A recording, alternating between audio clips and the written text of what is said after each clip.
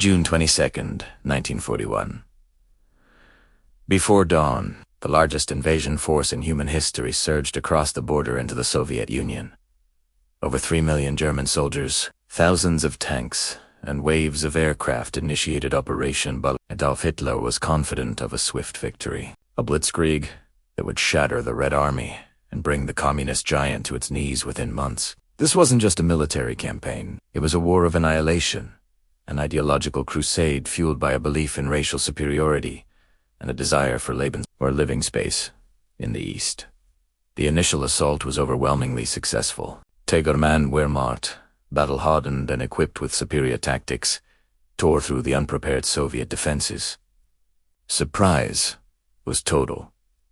Stalin, despite numerous warnings from his own intelligence and from Britain, had refused to believe Hitler would betray their non-aggression pact. On the first day alone, the Luftwaffe destroyed over 1,000 Soviet aircraft, most of them still on the ground. Entire Soviet armies were encircled and annihilated in massive pockets. Cities like Minsk and Smolensk fell in rapid succession.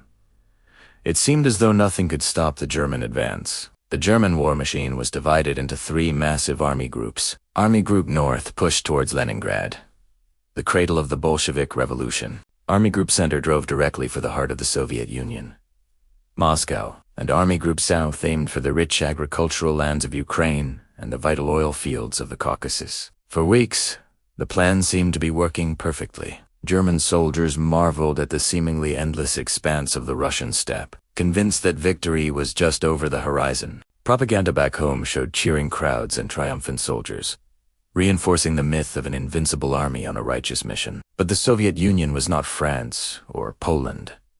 The sheer scale of the country was a weapon in itself. For every mile the Germans advanced, their supply lines stretched longer and became more vulnerable. The scorched earth policy ordered by Stalin, while devastating for his own people, denied the invaders food, shelter, and resources. Roads turned to impassable mud in the autumn rains, a phenomenon the Germans called Rasputitsa, slowing the blitzkrieg to a crawl. And then there was the resistance. Despite catastrophic losses, the Red Army did not collapse. Ordinary citizens joined partisan groups, harassing German rear areas, blowing up railways, and ambushing convoys. This was a different kind of war, a total war, where the distinction between soldier and civilian blurred. By early October, the Germans were at the gates of Moscow. Operation Typhoon, the final push to capture the capital, was launched. At first, it seemed destined for success. With huge new encirclements of Soviet troops,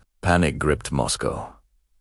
The government and foreign embassies were evacuated, but the Soviets, in a desperate, heroic effort, fresh divisions, including well-equipped troops from Siberia accustomed to harsh winters, were brought in to defend the city. Civilians, men and women alike, dug anti-tank ditches and built fortifications in the freezing cold. Then came the Soviet Union's most formidable ally, winter. Temperatures plummeted to -40 degrees Celsius. German equipment, not designed for such extreme cold, failed. Engines wouldn't start. Lubricants froze.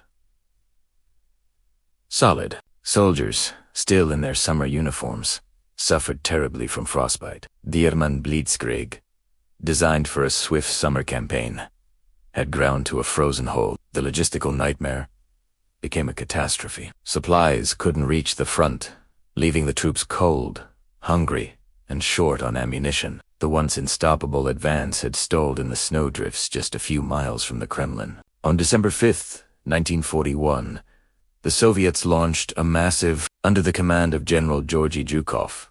The fresh Siberian troops, clad in white winter camouflage, slammed into the exhausted and frozen German lines. The shock was immense.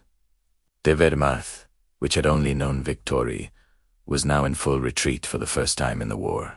Hitler, furious, refused to allow a strategic withdrawal, ordering his men to stand and fight to the last. This decision, while preventing a total collapse, resulted in enormous casualties for the Germans.